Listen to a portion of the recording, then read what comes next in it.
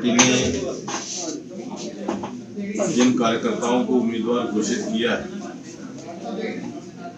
Mayor पद के लिए या काउंसलर के लिए, उन सभी कार्यकर्ताओं की बैठक एक विस्तृत रूप से उनको जानकारी देने के लिए, चुनाव की प्रक्रिया समझाने के लिए और चुनाव प्रचार में वो डट जाएं, इसके लिए आज हमने यहाँ बुलाई थी।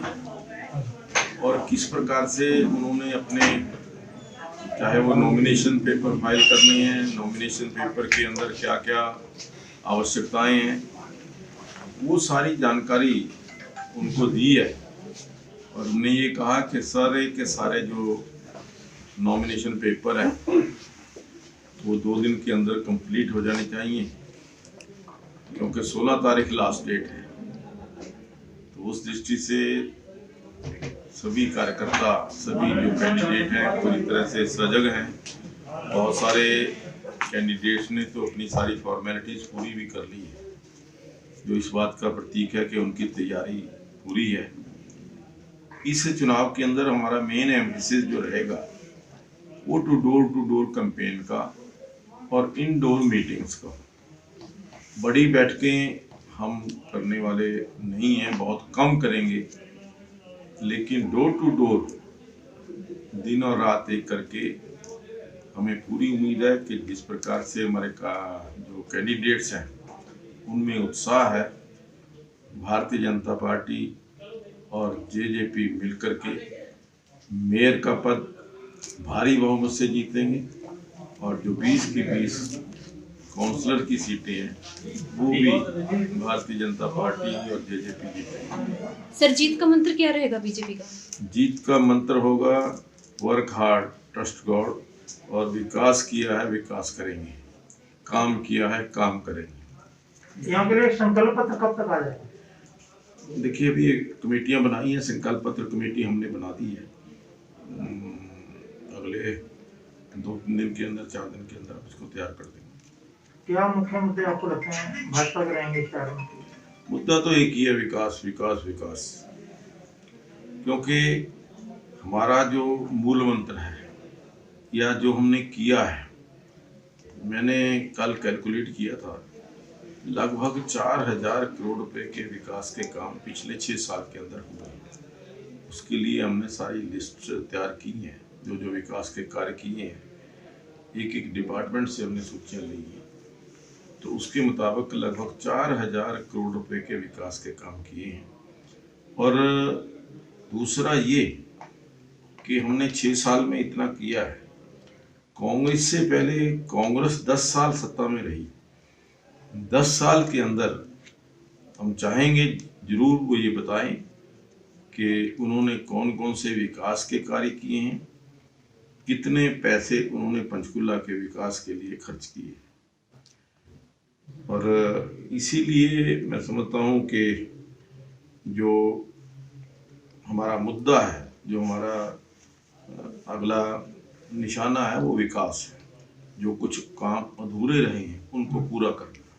मसलन बता दीजिए कि क्या क्या जिस तरह से आपने कहा कुछ काम अधूरे रह गए, तो कौन कौन से बड़े काम, क्योंकि स्मार्ट सिटी एक मोदी जी का लक्ष्य रहा है, तो कौन से बड़े काम आपको लगते हैं कि जो आप शुरू करेंगे, मतलब ये वादा करेंगे लोगों को? देखिए, 2-3 चीज़ें जो बड़ी प्रमुख रूप से बकाया है, उससे पहले मैं आपको ये बताना चाहूँगा किया क्या है हमने। लगभग 1150 करोड़ रुपए की लागत से जो NH-73 20 साल से पहले से पेंडिंग था, और कांग्रेस ने कई बार ये घोषणा की। एक बार तो वहाँ पर बजरी और ये सरिया वगैरह भी आकर के कहा था, लेकिन फिर उठ गया था।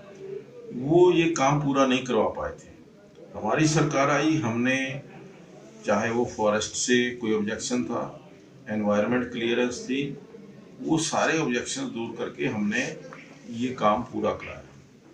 उसके पश्चात जो सबसे बड़ा मैं कहूँगा कि पंचकुला के अंदर विकास की दृष्टि से 265 करोड़ रुपया खर्च करके जो हमारा सेक्टर 6 का जनरल हॉस्पिटल था, 100 बेडेड था, उसको 300 बेडेड करवाया, और 300 बेडेड के साथ साथ फुली एयर कंडीशन। और आज इस बात का हमें फख्र है कि हमारा हॉस्पिटल सारे सिविल हॉस्पिटल्स के अंदर पूरे देश के अंदर फर्स्ट आया। तो ये मैं समझता हूँ कि हमारी एक बहुत बड़ी उपलब्धि रही है। All India institute of fashion technology 150 crore रुपए की लागत से बन करके तैयार हो गया है, और उसके अंदर क्लासेस शुरू हो गई हैं। एम्स, आयुष का AIIMS, all India institute of Ayurveda and yoga, लगभग 250 करोड़ रुपए की लागत से फर्स्ट फेज उसका निर्माण काम शुरू हो गया, और इसके ऊपर टोटल 500 करोड़ रुपया खर्च हुआ है।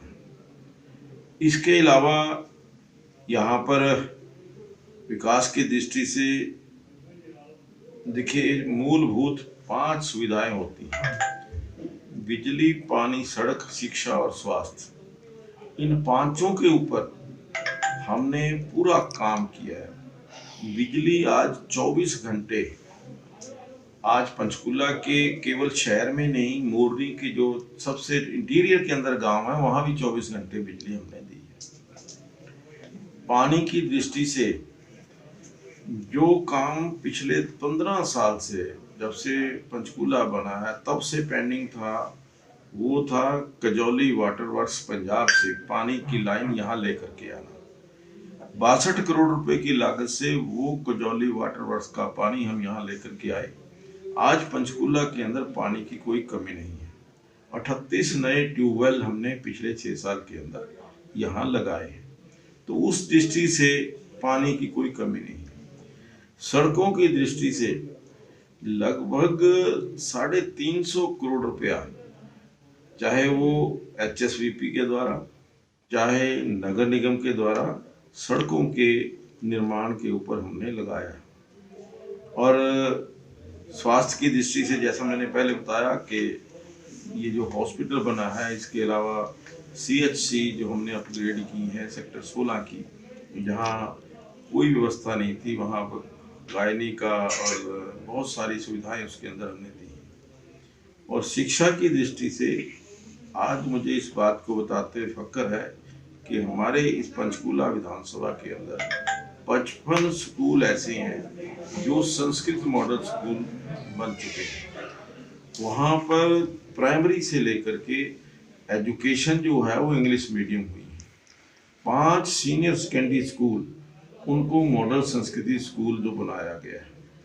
2 स्कूल ऐसे किए गए हैं जो जिनके अंदर CBSE के साथ उनको एफिलिएट किया है। पहले वो बोर्ड के साथ एफिलिएटेड थे, अब वो CBSE के साथ थे। और मैं समझता हूँ कि शिक्षा की दृष्टि से पॉलिटेक्निक कम मल्टी स्किल सेंटर, यहाँ पर सेक्टर 26 के अंदर 28 करोड़ रुपए की लागत से पॉलिटेक्निक कॉलेज और मल्टी स्किल सेंटर जो है वो बनकर के तैयार हो गया है, और उसके अंदर क्लासेस शुरू हो गई। इसके अलावा जो मल्टी लेवल पार्किंग है, 28 करोड़ रुपए की लागत से मल्टी लेवल पार्किंग का निर्माण। 32 करोड़ रुपए की लागत से जो रेस्ट हाउस है, PWD रेस्ट हाउस, उसका निर्माण किया। यहाँ पंचकुला के अंदर, पंचकुला जिला केवल ऐसा जिला था जहाँ हरियाणा रोडवेज का डिपो नहीं था।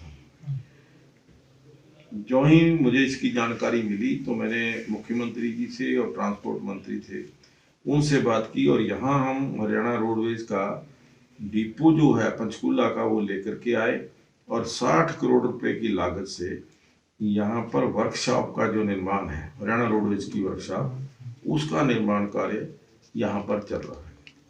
32 करोड़ रुपए की लागत से ताऊ देवीला स्टेडियम के अंदर मल्टीपर्पज स्पोर्ट्स कॉम्प्लेक्स, जिसके अंदर अंतर्राष्ट्रीय स्तर के जो इंडोर मैचेस हैं, चाहे वो बैडमिंटन के हैं, चाहे वो कबड्डी के हैं, चाहे वो बॉक्सिंग है, कुश्ती है, या जो जिम्नास्टिक है, अंतर्राष्ट्रीय स्तर के जो कंपटीशन है आज उसके अंदर हो रहे हैं।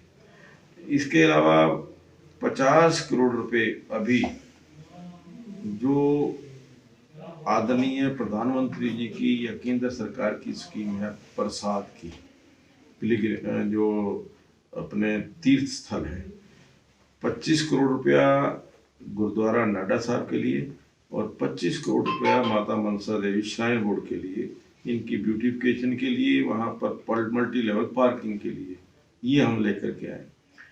47 करोड़ रुपए की लागत से 14 गांवों के अंदर जो अमृत योजना है, उस अमृत योजना के अंदर जो अटल रूरल मिशन जो है, उसके अंदर 14 गांवों के अंदर सीवरेज सिस्टम और एसटीपी के प्लांट्स जो हैं वो बन करके तैयार हो गए हैं, कुछ अंडर प्रोसेस है। इस दृष्टि से काम कराएंगे तो बहुत एक लंबी रेखा है। छठ पूजा घाट हमने बनाया यहाँ पर, जो हमारे पूर्वांचल के साथी हैं, मतलब 2.5 करोड़ रुपए की लागत से वो पूर्वांचल का ये जो छठ पूजा घाट यहाँ पर बन करके तैयार हुआ। तो इस तरीके से विकास की हमने यहाँ पर पंचकूला के अंदर पार्क्स हैं, चाहे वो अच्छे बड़े पार्क डेवलप किए हैं। सेक्टर 24 के अंदर एक 18 एकड़ ज़मीन में एक बड़ा पार्क डेवलप हुआ है, जहाँ 18 करोड़ रुपया लगने की उम्मीद है। डंपिंग ग्राउंड की दृष्टि से, डंपिंग ग्राउंड एक घग्गर पार्क के सेक्टरों की बड़ी भारी समस्या थी। उस डंपिंग ग्राउंड से जो वहाँ डंप किया हुआ कूड़ा करकट है, उसको ठीक करने के लिए, उसकी खाद बनाने के लिए 32 करोड़ रुपए का कॉन्ट्रैक्ट हमने दिया है और 1000 मीट्रिक टन डेली वहाँ से कूड़ा जो उठा करके उसको साफ करके खाद, कोई खाद बन रही है, कुछ वहाँ पे फिलिंग के लिए जो है वो फिल निकाला जा रहा है। तो आज उस समस्या का समाधान भी हमने किया है। 2-3 समस्याएं, जैसा अभी आपने कहा कि जैसे डंपिंग जो ग्राउंड है, जो अपना इसको सॉलिड वेस्ट मैनेजमेंट प्लांट है, वो अंडर प्रोसेस है। उसके टेंडर हो चुके हैं, 2 बार टेंडर हुए हैं, तीसरी बार भी टेंडर है, उसकी अलॉटमेंट होने जा रही है शीघ्र ही। एक बड़ा जो काम जो मैं कहूँगा कि काफ़ी दिनों से पेंडिंग है, वो सेक्टर 20 का जो यहाँ पर ओवर ब्रिज बनना है, जहाँ कंजेशन है उसको हटाने के लिए, वो एक समस्या जो है मैं समझता हूँ कि काफ़ी बड़ी है। इसके अलावा विकास के हमने काम जो किए हैं, हर गांव के अंदर कम्युनिटी सेंटर, शहर के हर सेक्टर के अंदर कम्युनिटी सेंटर, ये हमने विकास की दृष्टि से लोगों की ज़रूरतों को समझते हुए किए।